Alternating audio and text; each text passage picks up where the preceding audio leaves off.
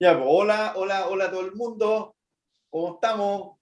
Hola César, hola. Y hola, ¿cómo estáis? Con frío, pero bien. Semana, semana movida. Uf, Semana movida, además, con este cuco de la lluvia que tampoco fue tanto, pero algo es algo, peor es nada si el diablo se lleva una monja.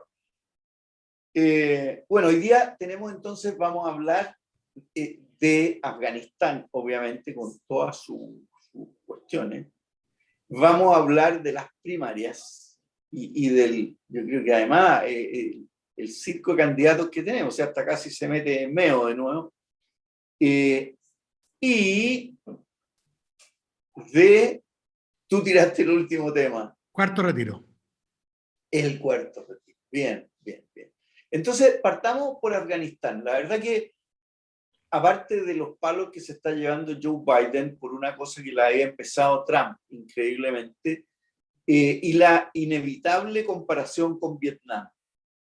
Con, yo, bueno, tú estás más chico, pero a mí me tocó, estudiando en Estados Unidos en el 75, la rendición de Estados Unidos en Vietnam, contra un ejército mucho más potente que era el de Vietnam del Norte, y también con las colas en la embajada, los aeropuertos, la gente corriendo detrás del avión, la última gente de la embajada yéndose en el helicóptero Chinook, la vergüenza de Estados Unidos que un país de tercera clase le hubiera ganado una guerra que duró 10 años. Bueno, ahora estamos hablando de una guerra que ha durado 20 años, en la cual Rusia estuvo otros tantos, y la gente no sabe si Estados Unidos ahora es confiable o no. Tiene miles de repercusiones, así que te dejo el tema largado ahí.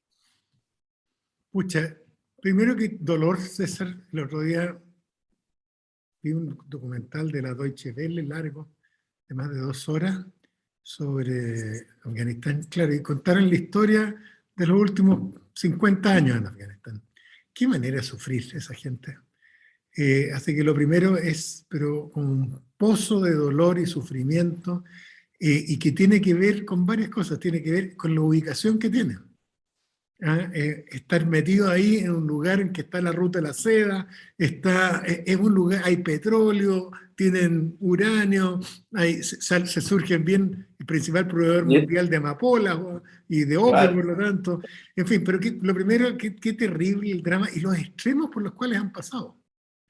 Por gobiernos de la monarquía que tuvieron hasta hace 40 y tantos años atrás, una monarquía corrupta que dirigía a la élite, de ahí viene una especie de golpe de Estado, gobierno de izquierda, que lo tratan de sacar. De hecho, curiosamente, el origen de esto, por lo que vi, está en ese gobierno comunista, en los mujahidines, surgen, que son los antecesores de los talibanes, surgen como oposición al régimen comunista. Eso genera, cuando lo debilitan, genera la entrada de las tropas soviéticas. Ahí surge Obama Bin Laden y tú ves que empieza a armarse esta tormenta perfecta en este país, que me hace acordarme a mí mucho de lo que les pasó a los persas cuando entraron a Grecia.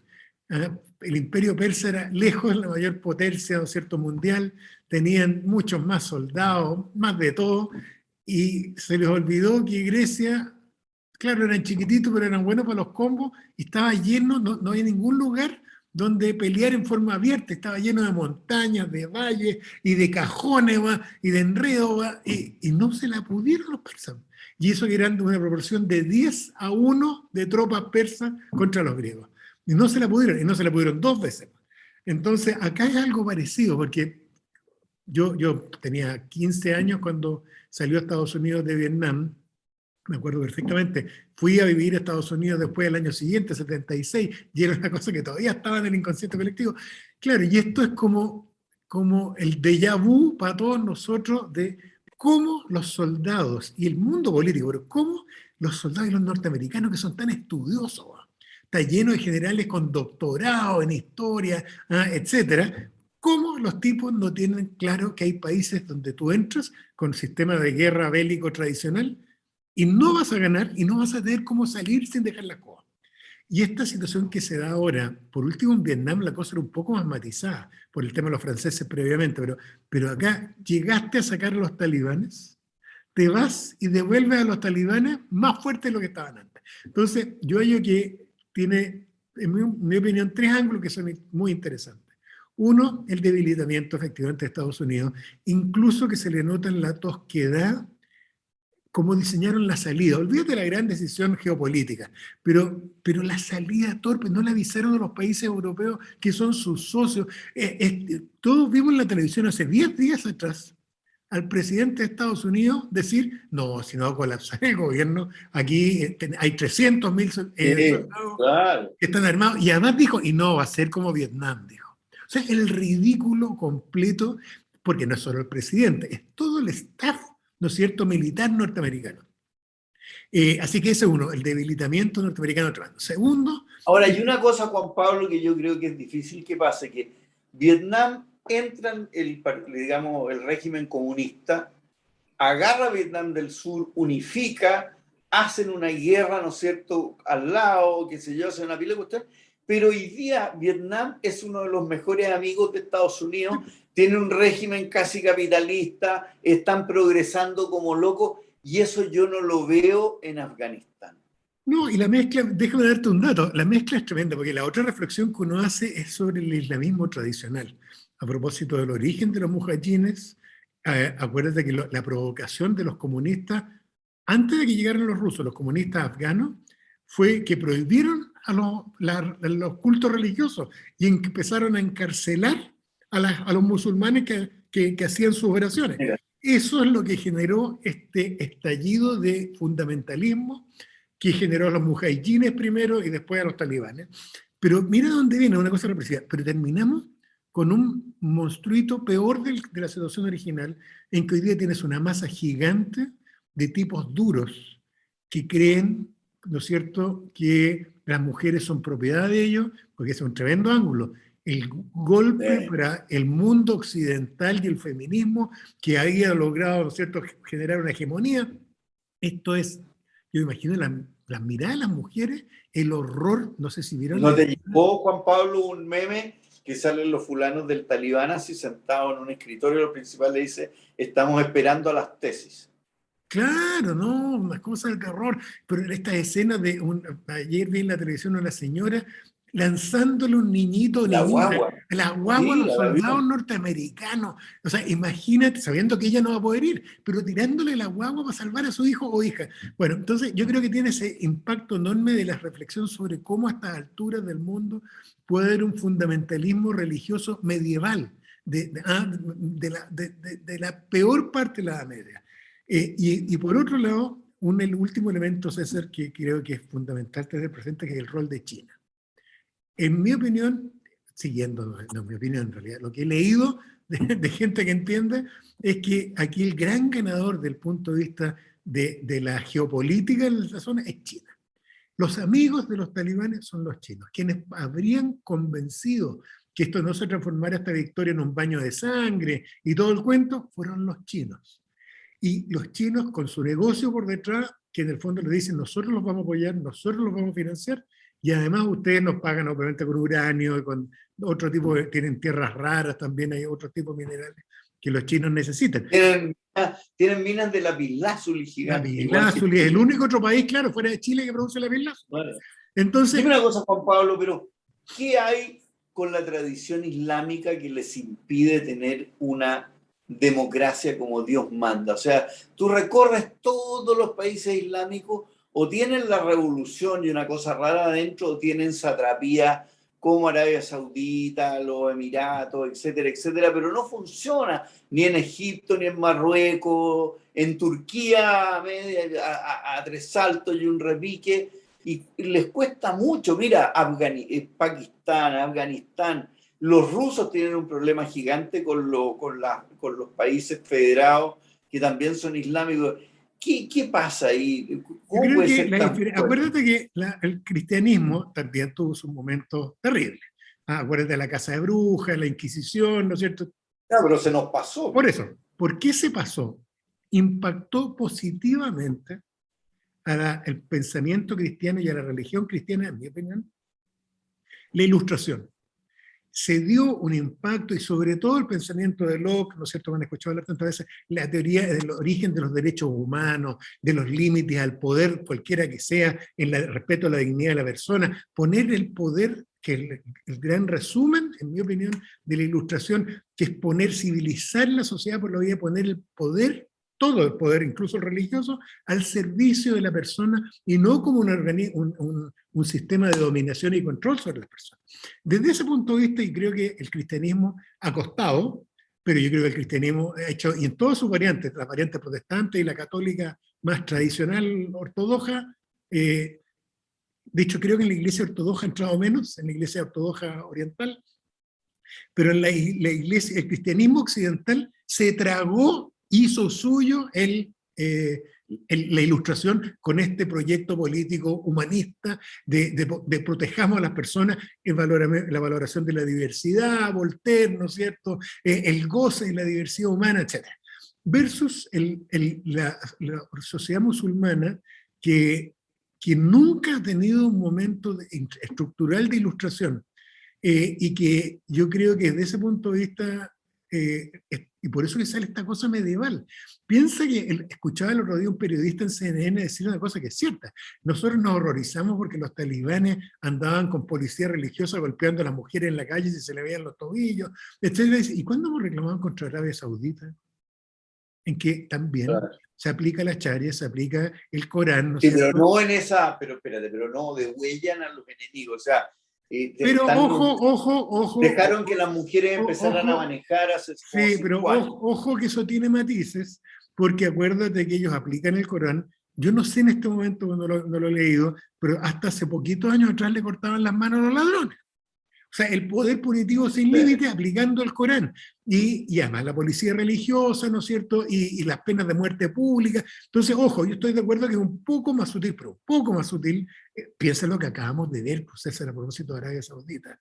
Acuérdate del periodista, este ciudadano, ¿te acuerdas? Saudí, que era periodista del Washington Post y que terminó, ¿no es cierto?, terminaron en Turquía descuartizándolo y matándolo porque era enemigo del príncipe. No, increíble. Claro, no me acuerdo cómo se llama, el príncipe de Arabia Saudita, el príncipe heredero. Bueno, entonces creo que ese es un temón, el tema que tú estás planteando. Y creo que tiene que ver con que aquí hay un rol que está faltando, que es el rol de las Naciones Unidas.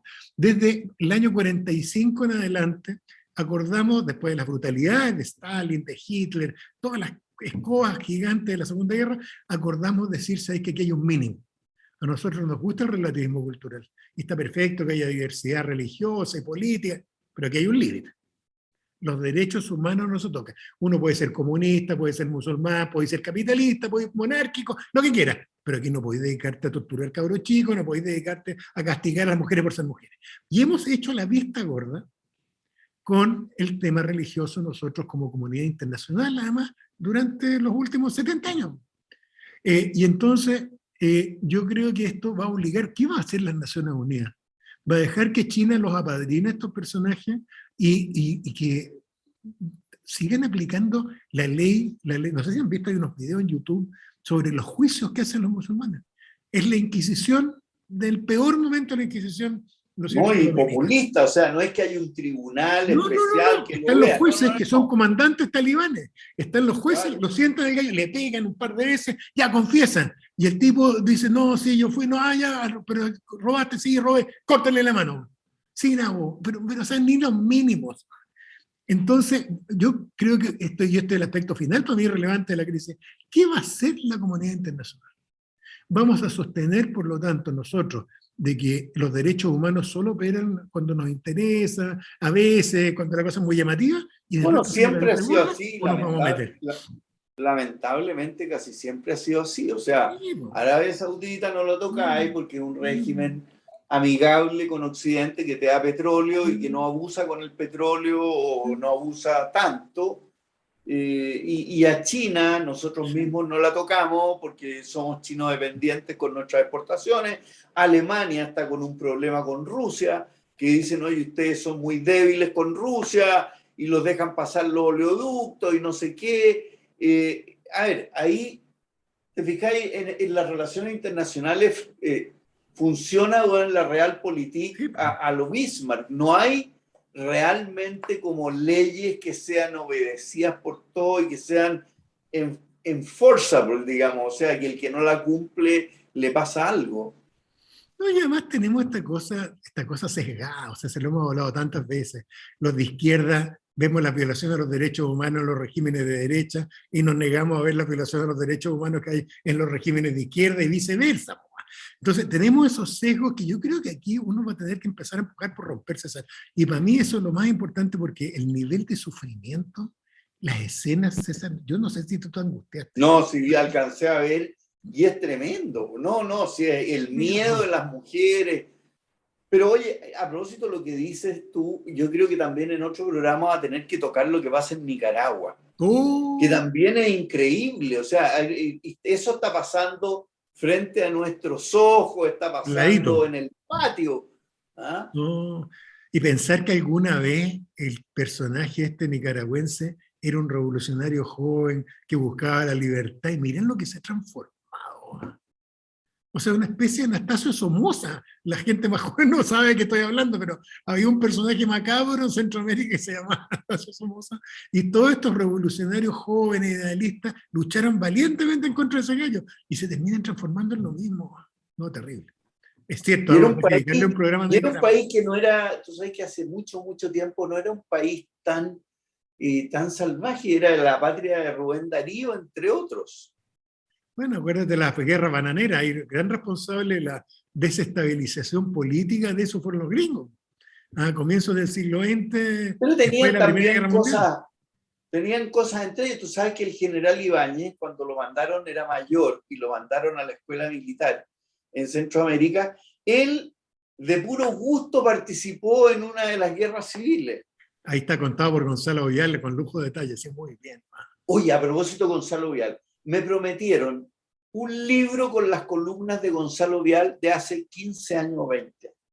Y dice que ahí sale Temucuicui, la posibilidad del estallido social, la cuestión de la educación en Chile, el tema de las pensiones. Este viejo era un visionario de un tamaño que no lo podemos... o sea, que por un lado es progresista a morirse, siendo por otro lado ultraconservador en lo valórico. Pero apenas me den el libro, te voy a mandar para compartirlo. Tenía una cosa maravillosa, César, que en Chile es tan poco común, que es ser irreverente. Él no le venía ahí con cuentos, él cuestionaba todo. Bueno, Gonzalo. Genial. Bueno, vámonos al segundo tema. Hoy día, mañana, ¿no es cierto?, después de no haber participado en las primarias, lo que fue un tremendo error, mientras peleaba la Yasna con la Rincón y los demás, y van a ir a una extrañísima primaria no regulada. Y mientras tanto, han salido Parisi, salió el gallo de los ricos y forrados, hay otros, o sea, ayer hicieron en el Canal 13 una especie de recorrido así de fulano y está lleno. Pero concentrémonos en lo de mañana. Piensa tú que la Concertación ha tenido 5 de los 7 gobiernos de que hemos tenido en democracia, reniega de su obra, cuando a pesar de las desigualdades, a pesar de una pila de cosas que hay errores, pero han sido los años de mayor prosperidad en todo tipo de cosas, no solo económicas, de la historia de la República. Y me voy aún más atrás, desde que nos descubrieron probablemente. ¿Ya? Y ahora vemos, ¿no es cierto?, estos 3 candidatos que reniegan de lo que hicieron cuando Narváez fue intendenta, diputada, senadora, ministra de la Concertación, ministra destituida, como lo fue Narváez, que fue seremi encargada de la presidenta del Teme Chaitén, vocera de gobierno, y Maldonado probablemente debe haber tenido una cachada uno lo conocía menos, pero debe haber tenido puros puestos en las administraciones de los 5 gobiernos de la Concertación. Ministro de Justicia, y ahora pueden hacer el ridículo. O sea, si mañana nos juntan 100.000, lo que no es implausible va a ser una debacle. Así que tú eres su amigo, así que ahí te dejo la... Mira, ese es mi ex sector. Acuérdate que yo tengo que ponerme colorado en este momento como tu suéter, weón, porque yo fui concertacionista y voté concertación desde el inicio hasta el final.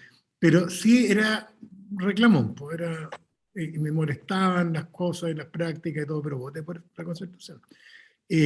Creo que, a ver, la mejor forma de demostrar el declive político de la concertación es en lo que va a pasar mañana. En que se está diciendo por los diarios que si hay un buen resultado serían 250.000 votos en total. 300.000, pero tú dices, pero si son menos, casi la mitad de lo que sacó Jadwe, que perdió. Es un tercio de lo que sacó Boric. Y sería Es mucho como menos, menos de lo que sacó Lavín. menos de lo que sacó Lavín, menos de lo que sacó Sichel, desde luego, etc. Entonces, el debilitamiento de ello, y que tiene que ver con la mala lectura, con el mal posicionamiento, César, los que ya estamos más viejos sabemos que la política, más allá de las definiciones típicas, pero tiene que ver con saber leer la realidad y posicionarse en la realidad que a medida que se va desarrollando. Esa es la habilidad política. Y tú los ves descolocados completamente. No sé si viste una nota que pasó medio rápido, que fue sobre el tema de las platas de Maldonado, que No. yo lo hallé preocupante. Aparecieron la declaración de intereses de él y él aparece, ya no me acuerdo, con 2.000 millones de pesos, 1.500 millones de pesos o algo similar. Y la explicación de él de dónde sacó esa plata es que él, después de salir de ministro en los últimos años de Michelle Bachelet, lo que hizo fue irse a México a hacer unos negocios y que allá ganó una fortuna. Y yo quedé así, yo dije, bueno, o sea, no voy a explicar Ya. lo que es México hoy día, yo lo hallé raro, además. Lo hallé muy, muy raro, que una persona que salga después de 20 y tantos años de servicio público y de la nada aparezca con una fortuna en plata y diga que esa plata la obtuvo producto de una asesoría o no sé qué cosa del extranjero, lo hallo lo menos raro. Pero me parece que es parte de la crisis que enfrenta la exconcertación. Entonces, creo que cualquier escenario para ellos va a ser malo, cualquier escenario, en mi opinión, con menos de 500.000 de votos, que yo creo que no lo van a tener por ningún lado, va a ser para ellos muy malo. Y va a demostrar esta fragilidad, esta debilidad. ¿Pero qué va a pasar ahí? ¿Qué va a pasar, Juan Lo que Pablo, yo si creo que va a sacan, pasar no es sé, que, 250.000 votos? pero ponle tú ¿Qué que va a sean pasar con 300.000 esas igual, pero precandidaturas? sí, yo creo que si van muy pocos votantes, va a ganar, esto me lo dicen mis amigos que entienden más que yo de esto, pero me dicen que si van pocas personas a votar y votan 150.000 personas, va a ganar el PS y va a ganar Narváez. Porque eso, el PS, cuando va poca gente es capaz de movilizar, tienen más militantes y tienen más clientes. Si en cambio votan no 150.000 personas, sino 300.000 o 400.000 personas, ahí Proboste tiene chances de ganar. Todo el mundo no le atribuye, o sea, nadie le atribuye alguna posibilidad a Maldonado. Entonces, yo creo que, imagínate la situación en que va a quedar. Cualquiera de las dos que gane.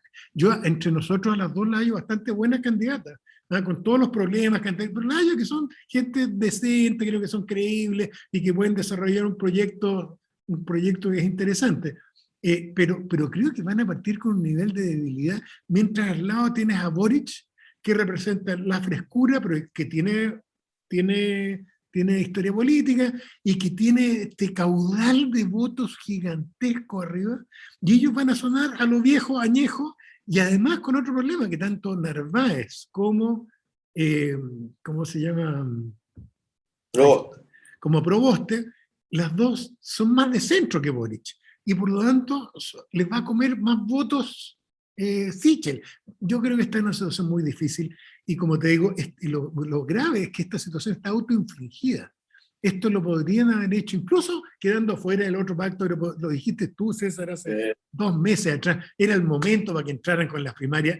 Creo que van a salir trasquilados completamente, y creo que esto va directo a que Sichel se coma parte del voto más de centro, centro-derecha de la democracia cristiana, y el resto, quien sea que gane, se lo termine comiendo Boric, pero que los candidatos no salgan, el que salga no pase primera vuelta, esa es mi impresión.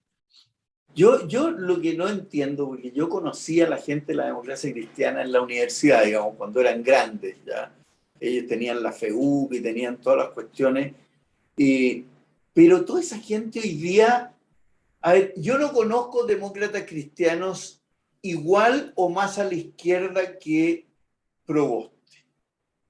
Pero sí conozco a montones de demócratas cristianos que serían muy cercanos a Sichel, en cambio. O sea, los René Cortázar, o sea, está lleno de gente que fue autoridad y ministros importantes y autoridades importantes en la concertación y que hoy día están absolutamente huérfanos, a mi entender, y que esta democracia cristiana Proboste no los representa, ni en el aborto Es que con ella las es muy de 14 izquierda, semanas, y yo lo ni en marcó con el montones tema del de aborto. cuestiones Muy que de no izquierda son ella. solo valóricas. Sí, ella es muy de izquierda. Yo me acuerdo de Tomich, la gente se le olvida eso o no lo viviera. Pero yo me acuerdo de Tomich hablando cuando chico. Y Tomich es un hombre de izquierda. O sea, yo me acuerdo que, viniendo de donde venía y todo el tema, pero era un hombre de izquierda, Tomich. Yo lo escuchaba hablar a él en la campaña del 70 y yo no notaba mucha diferencia con el discurso de Allende.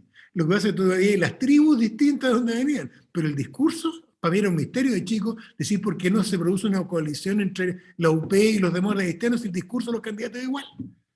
Bueno, pues si tenían un pacto, pues, tuvieron su pacto. Pero ahí después se escindió, ¿no es cierto?, el MAPU, base de la actual concertación, ¿ya? Y la izquierda cristiana y toda esa raíz más izquierdista Y que se fueron para el otro lado. Pues. de la democracia cristiana se fueron para el otro lado y finalmente ingresaron todos al Partido Socialista. O sea, ahí está Insulza, Y a está mí me da mucha risa, gente. mira, déjame apelar a empresarios hoy día que vienen de la izquierda, que son pocos. Pero yo leo las columnas, lo que escribe Óscar Guillermo Garretón y me da rabia. Y me da rabia porque yo lo escuchaba. Y yo lo escuchaba. Y hoy día este señor que se ha transformado en un señor, un empresario conservador de derecha, y pontifica sobre todo. Pero si yo hubiera hecho las cagadas que se mandó Oscar Guillermo Garretón públicamente, y no voy a mencionar la cosa de la Armada, ni todo el impacto que tuvo sobre la preparación del golpe de Estado, yo me hubiera quedado callado por último. Pero este señor, con esta historia que tuvo de cómo le echó leña al fuego en el peor momento y además criticaba Sí, al primero que le pero sacaba la cresta Allende. está bien, pero a ver, Carlos Minami también, Sí, pero Carlos Landerreche, Minami yo lo he el visto papá de hacer media culpa. Landerreche A fue Garretón yo no el lo he GAP. escuchado hacer media culpa. ¿Ah? O Bueno, sea, a ver, muchos de estos personajes fueron, ¿te acuerdas tú de José Antonio Viragallo entrando a caballo al juzgado de Melipilla? O ahí tienes sea, otro. Ahí tienes está otro. bien, pero yo creo que ellos también purgaron con el exilio y otras penas montones de cosas. Y con el exilio yo creo que cacharon que el mundo caminaba para otro lado. O sea, fue una especie de Terapia magíster de shock. obligatorio. Sí, pues terapia de ¿Ah? shock. Por lo menos los que se fueron y quedaron en Europa Occidental de la época. Ah, claro, claro, claro. Bueno, y gracias a eso, que los que se quedaron en Europa Oriental y otros, fue que aquí recibimos a Honecker y su señora, ¿ya? Que hoy día yo no sé cómo tomaría la izquierda, si acaso un gobierno de derecha, dejar entrar, no sé, bueno, a uno de los, que ya se murieron todos, pero a Trump, bueno, si es que lo echaran, ¿ah? Sería un escándalo. Pero aquí nosotros, bueno, ahí tú ves un poco también el tema de cómo se ven los derechos humanos desde la izquierda y desde la derecha, ¿no? El cual todos tienen su hachita que afilar y todos tienen sus pecaditos, digamos. Pero en el caso de la izquierda es como muy notorio, ¿no? No, y a Bueno, mí, pero así que mira, tú... sí, a mí siempre me ha dado rabia porque además justifica cosas que son injustificables. Yo soy de izquierda y yo defiendo la Revolución Cubana. Yo digo, ¿sabéis qué? Batista era un truán, la gente no conoce la historia, Batista era un gallo bien progre originalmente, y después lo mata la corrupción, más que derechizarse fue la corrupción cuando se lo compraron el crimen organizado norteamericano. Pero está súper bien que han hecho la revolución. Uno incluso dice, ok, ya, la cuestión duró 3 años, pero ¿qué justificación tienen después de 5, 6 años, 7 años, 10, 20, 30, de que haya un partido único en Cuba? ¿Qué justificación tienes de que no haya libertad de opinión? Esto que pasó efectivamente, que yo oye que Boric lo sacó muy bien, que fue el tema de un hombre de izquierda que ve que sale gente a protestar en contra de un gobierno pacíficamente y le sacan la cresta y los meten presos y uno no reclama. No, yo estoy de acuerdo. A mí siempre me ha indignado en mi sector este doble estándar que además es tan fácil de sacárselo de encima. Si basta con decir los derechos humanos. Bueno, pero también del lado mío hay doble estándar.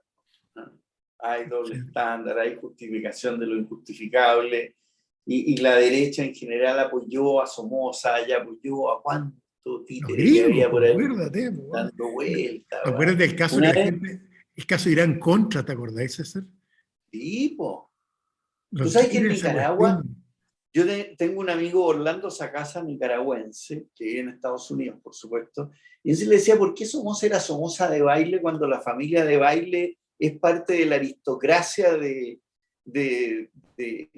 Nicaragua? Porque yo me acordaba de Margarita de Baile, la poesía Margarita está linda la mar, de Rubén Darío, y entonces me dice, claro, lo casaron con la tía no sé cuánto porque él era el jefe de la policía de la familia de baile. Y de ahí partió una corruptela.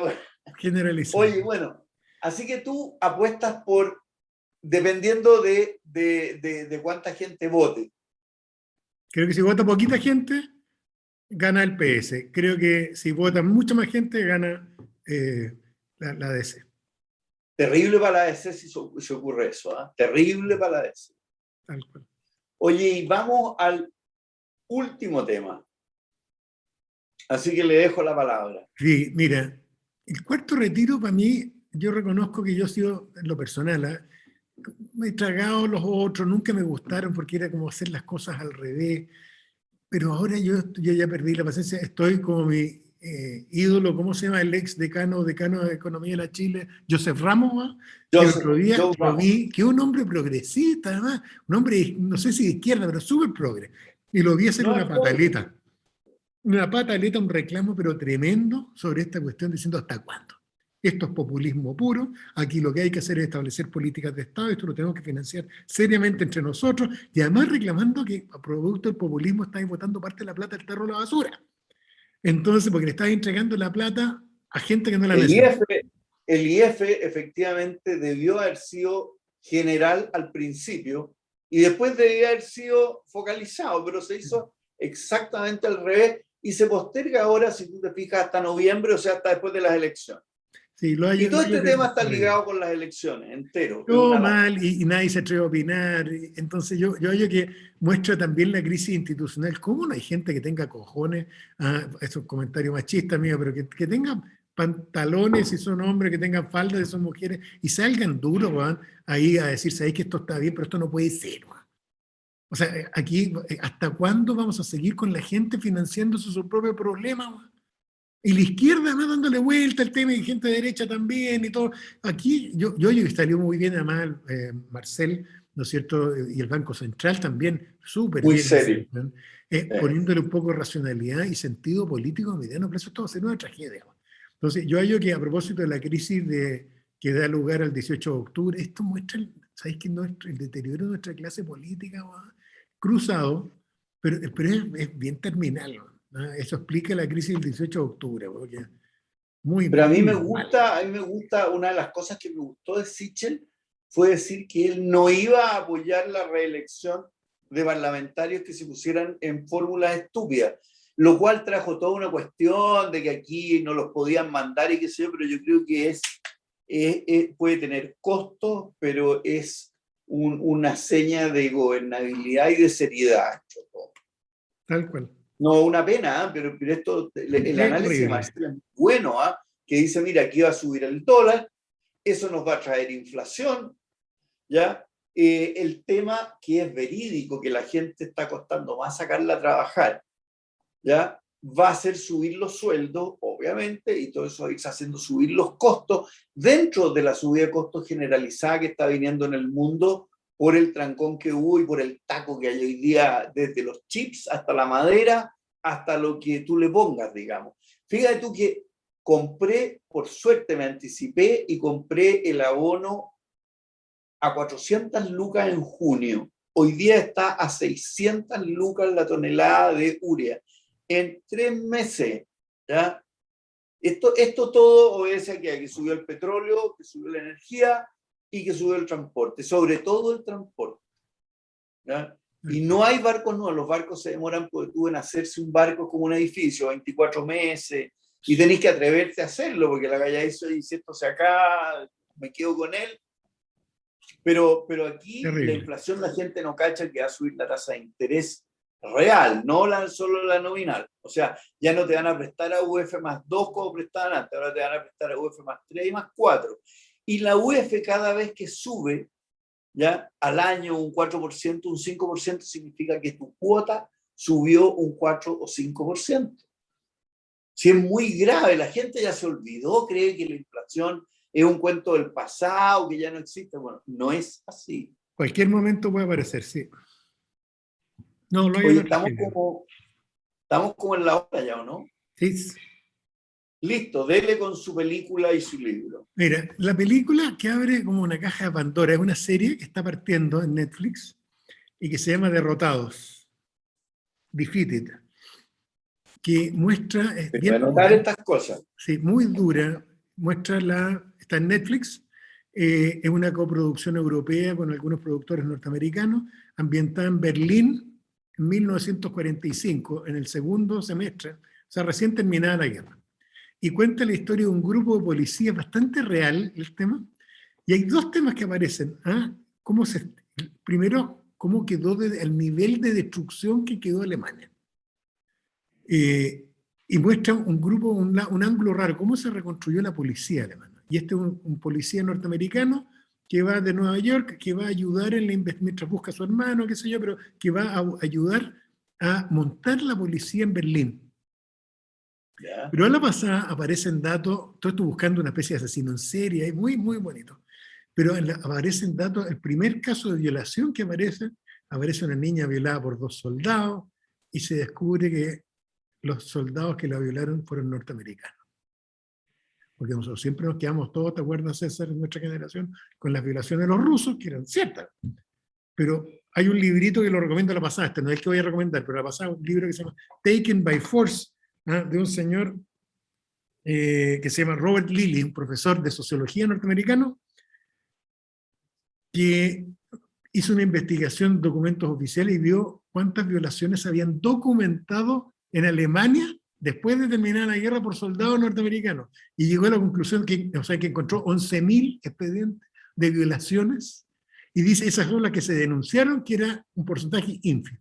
Lo que el gallo sostiene la tesis, que la película dice que aquí casi todas las fuerzas de ocupación, pero en particular los norteamericanos, tuvieron una cantidad de violaciones de alemanas tremenda, y que esta cuestión fue tapada por las autoridades por un tema de imagen, ¿no es cierto? Pero terrible. Así que recomiendo mucho ese serial que está partiendo y que mezcla un thriller policial con mostrar esta realidad brutal de la Alemania en aquel momento, en el año 45, ¿no es cierto?